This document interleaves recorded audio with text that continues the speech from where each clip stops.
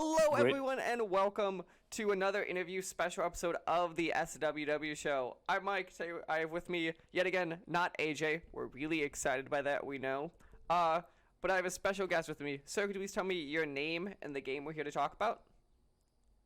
Hi everyone, I'm David Princemel. It's a difficult name for you English-speaking people, but I'm basically the art director slash creative director on the Almost Gone. Nice to meet you. Perfect. Nice to meet you too. So yeah, we gotta talk right before. I'm immediately curious then, 'cause you said that your name's hard to pronounce in English. Do you pronounce it differently in your native tongue, or? No, it's Princemel, but it's like the R is R, so Oh yeah, no, I got it's kind of 100%. weird when you're talking English and you say your name in Dutch. I don't want to say it in English because that would sound horrendous. So I just say my last name as I would pronounce it. So, and even in Belgium, it's a weird name. So it's kind of special like last name. Yeah. So as people could probably tell, and you kind of alluded to there, yeah, you're not in America. This is we're here to talk about. So if there's any mistranslations, that is the reason why, folks, because this always is fun when we're dealing with stuff like internationally. We're always like, okay, how are we gonna do this? So I'll do my immediately, best. I want to talk about. So we're gonna here talk about the Almost Gone. If you mind, kind of as we get into the game, let's talk about your studio a bit first, because you guys are a Happy Volcano, and you're a newer team, right? And you're still working on this game. What you mean newer team? No, would wait. So Newer how team? define how long has Happy Volcano been around? Because I know you guys are growing now. You said. Oh yeah, so kind of I have no idea how long Happy Volcano's around. I think about 6 years now because the three of us met in an advertising company and we just had a mutual interest in games. We got sick of advertising work because it's kind of sucks after a while, and then we just started making games on the side, and then we had some clients, and then we kicked off the company for real. And we started working on our first actual big game project. It was called The Almost Gone. Back then we didn't have a title yet, and we just took off 3 months from our job, started making artwork, and then we got a client and we kicked off for real. And it kind of evolved from there, doing some client work, doing work on The Almost Gone. To keep the studio running, we had to do some client work, of course. And then we met Joost van de Castella, who's a writer on the game. And basically, we had a bunch of artwork. We had a world. We had with a cool visual style, but we didn't know what to do with it.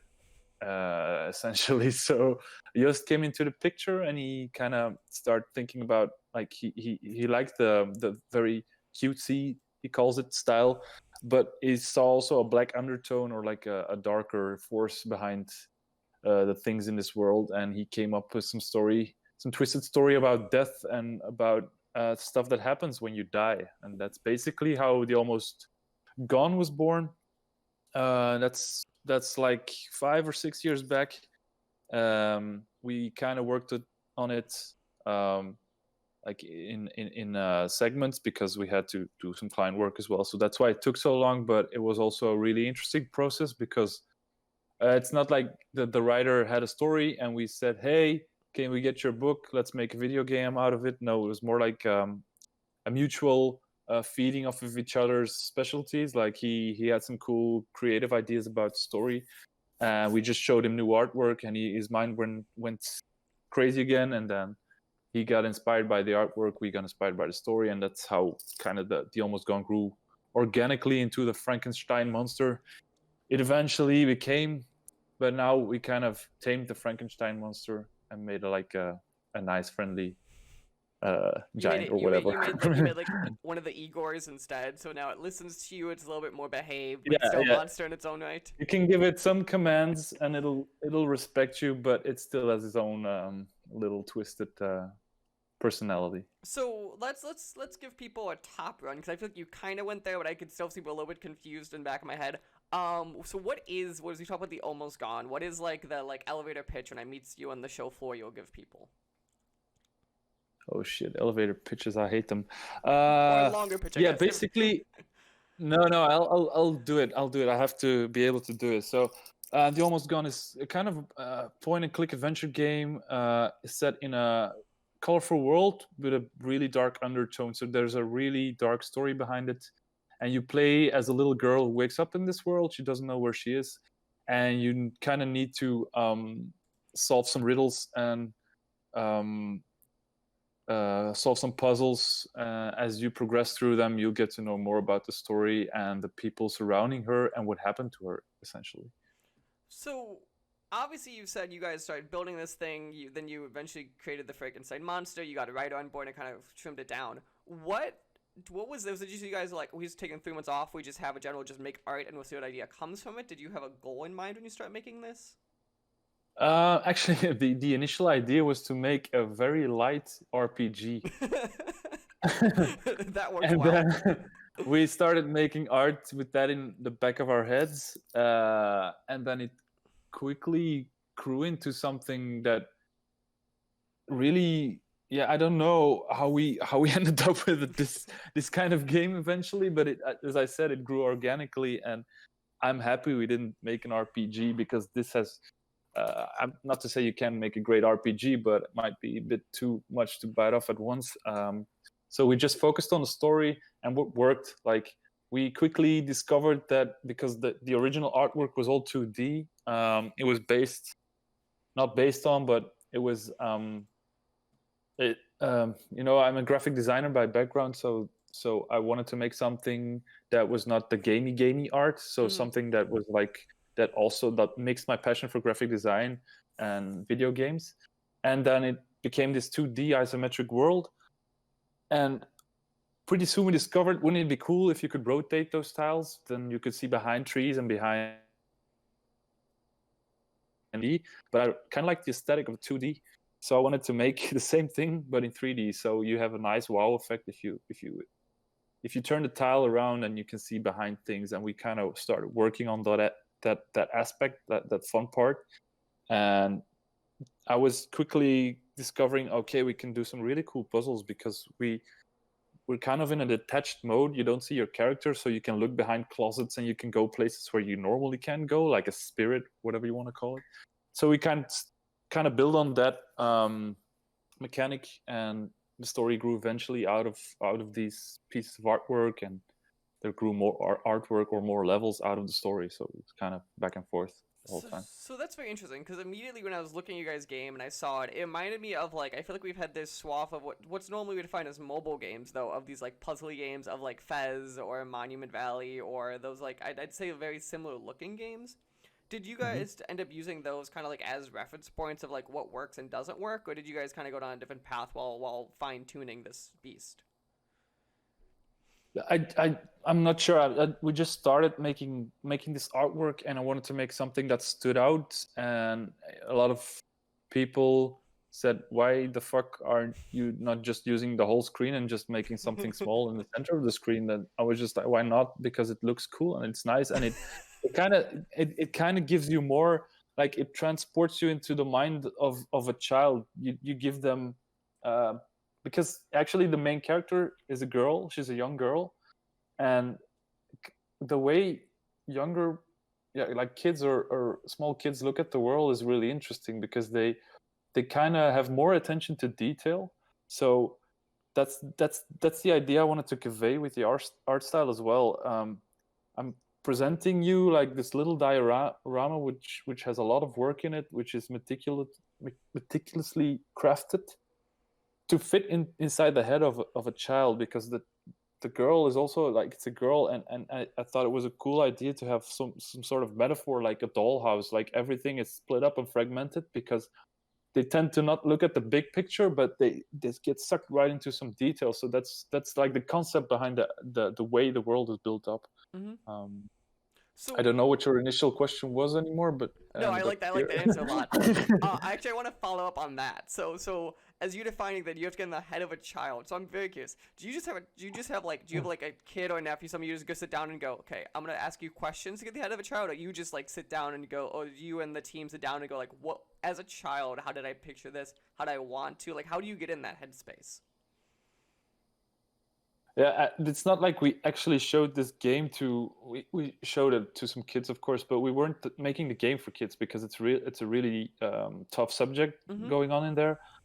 So we just took that concept of looking at stuff you take for granted or you think is like you don't stop and wonder. Like it's the wonder part we wanted to express, and that's why we came up with this like centerpiece. This needs your attention. You need to like look at the centerpiece, and then if we cannot show it in the centerpiece, or if there's something of more importance, we give it some extra space, and you have some sort of fragmented depiction of this reality. And it's also kind of an influence from me. Like I was inspired a lot by the graphic novels of Chris Ware, and he's like this dude has got an amazing style. Is my hero. He kind of makes this books about non-super humans, or it's like super banal. How do you say it? Super. Not special. Super not special. Heroes? Super yeah, no, just I mean like not just regular people, just regular people Okay. with worries and who feel bad, and they're like kind of the superheroes in this twisted story. And but the way he draws them, it's super clean and it's so nice. And he also uses like these extra shapes to highlight some smaller details, some sort of side story going on. And you should check him out. He's super great. And I kind of borrowed that idea of like highlighting some stuff and showing, having you look at the details more. And yeah, basically that's it. That's interesting. It's because always that's the stuff where I always find it very interesting of like, how do we get, because like, whenever we talk about like, the idea of developers having to go into like certain head spaces or certain ideas or make those kind of things of like not about them, it's always interesting of like people always like, how do you make it not about you? Especially like obviously all of us were children at one point, so that like we have at least that reference point. But especially being like example like you said, like a child inherently being a girl is different than the experiences like any of us probably had growing up too, and that's where it always gets that interesting balancing that comes from. Yeah, the thing is like everyone views being a kid differently, but I think for me it was like if you're small and you're running around and you see a rock, you look at the rock, you take the rock up and you just look at the rock because it's a rock and it's the first time you see it. And when you grow up, you just step on those rocks, you don't look at them anymore. And I just wanted to like that was my idea of depicting this world. I'm not sure if I completely nailed it of being a child and being in this world, but that was just the concept behind the whole thing. And Okay, so one of the things I like to talk about developers right now with we obviously it's a little, we'll say a little common now. We're in the middle of what we define as apparently a global pandemic right now. So I'm curious, especially as you guys are getting towards the tail end of releasing this game, is when this kind of really kicked in. How has that changed either like your development or like just dealing with the team? Obviously, like even if you're all still remote, it's still like just obviously everyone's lives fundamentally shifted. Yeah, so it didn't change anything at all work related, to be honest, because the Almost Gone was already finished when the virus kicked in. So it was basically we're basically still in like the time where we talk about the game and we try to build a fuss about the game. So that didn't change a lot. And I have to be honest, we're working from home for about 3 months or more right now, and it's going really well. We just use a lot of video calls. We just have some certain meetings we have during the day normally in the office. We now just do behind our computer. So in the morning we do a stand-up, and at 4 p.m. we do a show and tell. And if some people need some more feedback or some brainstorming, we just have a separate call with them, and it's running really smoothly. The only thing I kind of miss is like the spontaneous events that happen, because now if something happens, something funny happens, you're not going to open your Zoom or whatever and call and say, hey, you never know what happened. No, the spontaneous stuff is gone. So that's the only downsize or down part thing of working separately, if I'm honest. Yeah. Do you feel as a team you'll be working separately, like even post all this more? Or do you feel that like no, your team worked for sure better in the office, and there are those advantages kind of like just make the game inherently better? I'm really not sure about that. I think, like, in terms of the game or the work process being better, I think it's about the same. I think it's just a way of getting used to it. And I kind of also see the advantages because you're more relaxed. You don't have to take the train or the car to work. You just stay at home. You work more in your own pacing, as long as you keep like certain spots on the day the same as the rest of the office. But I think we might do a mix in the future. Like, I think we'll have an open discussion with that with our employees, and we'll see. Maybe we'll figure out some new solution for or some new way of working out of this experience.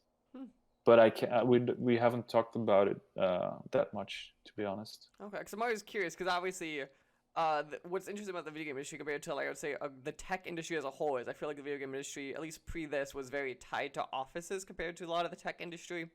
And that's why I'll be very curious if that shift kind of holds just on a fundamental level as studios obviously either invest in the cost part of working remote or just culturally adjust how they like build stuff with that in mind. Kind of hard. It was kind of hard for me to understand. Can you repeat the question? No, I'm just saying.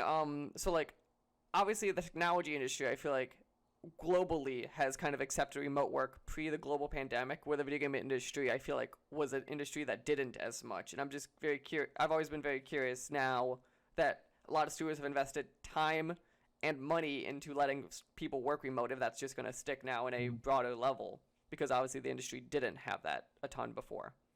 I'm curious as well. I have no idea. I didn't even know that the video game company industry was that tied to offices, to be honest. Like, I heard I would at least argue in America it was more than maybe global wide has as much. In America, it was definitely a very office centered environment compared to a lot of tech jobs.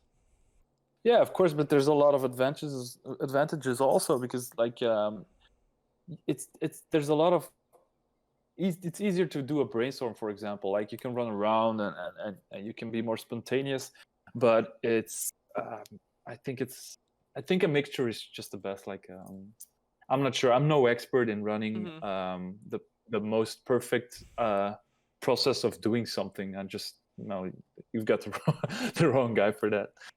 Don't tell your employees. I just figured. No. Oh shit, they'll hear this. No, I'll just figure it out along the way, and if something works, we'll repeat it, and if it doesn't work, we'll figure it out somehow. So I think. Okay. I think the ideal situation is a mixture between two, and whatever makes people feel most comfortable. I think. I think we're gonna sit down after this virus and just list the good stuff, the bad stuff, and see what we can do. Like, see what we can change in the future. Okay. So as we get to the tail end of this talk, the thing I'm curious about, so as we're talking right now, you're about 3 weeks, I think, to the date on releasing your game finally. Mm-hmm. How is, so like, let's start with the obvious answer. How stressed are you? To be honest, I'm not that stressed. Really? That's impressive. No, I'm really psyched, but I'm not stressed. I'm really psyched that it's finally going to launch. I still can't believe it sometimes, because we worked on it so long, and I'm so proud of it, and I want to share it with the world. And now you talked about it, I kind of keep on forgetting it's almost there, and I'm just really, maybe I'm a bit stressed about what the reactions are gonna be, and what but I just believe in karma. If you want to do something and you put your passion into it and you just gave it your best shot and you feel proud of it, I'm confident that I won't get, maybe call it superstitious. I'm confident that it will turn out at least okay. So I'm for me, the most important thing is, like, if someone plays it and he had fun and it touched him or her in some way, I'm really happy, and I really want to have some feedback of the people that are gonna play the game, and not just a nasty review like in 2 lines. Or of course, if you really don't like it, you should say it. But yeah, I'm just curious to talk to people, because the story is it's dark and it's suggestive in many ways. So I'm really curious about how people are gonna put the puzzle together on their own. I hope there's gonna be a lot of theories about what's going on in the game and the story behind it. So I'm psyched. You're I'm psyched. not that stressed. Yeah. Okay. See, I'm gonna be honest. That means you must be sleeping, because most developers I talk like a week before the game launch, it's usually like they're like you tell them slept in like 2 weeks, and they're like shaking from all the caffeine they've had. No, I'm sleeping. I'm sleeping. I don't have trouble sleeping, to be honest. So you were one of the lucky developers. It's God bless your soul for that one, because the thing is that we're not betting everything we own on this game. So if it sucks, or if it appears that people don't like it, it's not the end of the company. We're still doing other stuff. We're also already working on the new game, so we learned a lot. It's our first game. I'm really proud of it, and I'm sure a lot of people are gonna love playing the game. People who like a good story and like to play something different that has their own little rules. So yeah, we'll see what happens. But now I'm talking about it, I'm getting a little bit stressed because I haven't thought about it like a couple of days before this conversation. But now, yeah, maybe I'll sleep less. I'll sleep not so good anymore after this oh, interview. I'm sorry, I didn't mean to We'll do see. that one. So I have another one problem. that I'm curious. So this, as you said, this is your first guys game. This is, you guys are going out in the world. Let's say it's a massive success, and now you're working on your next couple of games or whatever. Do you want the team to be like this, the size of the team you develop right now, or do you want the team kind of like to grow and make bigger quality things, or do you like this idea of this mid-sized, small-sized team you are that now is flexible, can make a lot of smaller products? First of all, bigger quality, it doesn't mean you have a bigger team or you have an art style that's easier to reproduce or less time consuming. It doesn't mean it's better, less quality. But if I think we're three founders, and if we're being honest, we're kind of have the ambition of growing a bigger company. We're not talking about hundreds of people, of course, but like having like a proper art department with a lot of specified persons in there. That would be super great to have like a company of like 50 people or something. That I would really love that, because you just have way more tools to express your ideas, and you have way more possibilities. And why wouldn't you want to do that? It's gonna go more direction of running a company and doing actual creative director stuff, because I did a lot of the art because we were a small team at the beginning. But I have so many ideas I want to do, and I'm not sure that we need a bigger company to make one bigger game. But I think we're shifting more towards the idea of making multiple games at the same time, and then just if something works really well, we can sustain it and we can keep updating it. We can grow it. So I think a lot of this philosophy is going to be present in the future projects we're doing. Like we're making something that's fun in itself, but we can add to that. Like if we feel like community or the players really like it and want more, then we can kind of be more flexible in that way as well. Okay, perfect. So let's get you some more wish lists and that game pre-sold. So the game, let's see if I get this right, is Yes. Almost Gone. It is coming out on Steam and Nintendo Switch on June 25th. Yep, and all mobile as well, all mobile devices And as well. all mobile devices. Yeah. And then then it's also, you guys are Happy Volcano, which is happyvolcano.com. Yep, happyvolcano.com. The Almost Gone wishlist on Steam, and if you wishlist, you get even a chance for a discount on launch day. So that's, wow, you get a okay. notification. You get a notification for that, so that's nice. And then the game, let's make sure I have that right then. The game is $15? Shit, I don't know by heart. Could be. I think I saw a 15 on Nintendo. I didn't see one on Steam. That's what I was just assuming. I don't want to. I think it's something like that. I don't want to say the wrong number now. Also, currency exchanges are fun. So we're just gonna go. I think Yeah. I'm gonna assume Around $15. Around $15 US. And you said if you wish listed on Steam, you get some sort of sale at launch. I assume that's your normal 10% off sale. Yeah, could be. I'm not sure. I know numbers. Numbers are I'm fun. not the numbers guy. I'm not the numbers guy. That's someone else in the company. Yeah.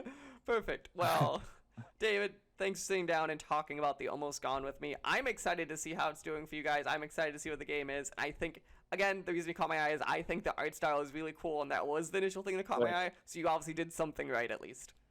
All right, cool. Thanks. Nice to hear. Thanks for having me and listening to me in my shitty English. And I hope I'll talk to you again in the future. And yeah, thanks a lot.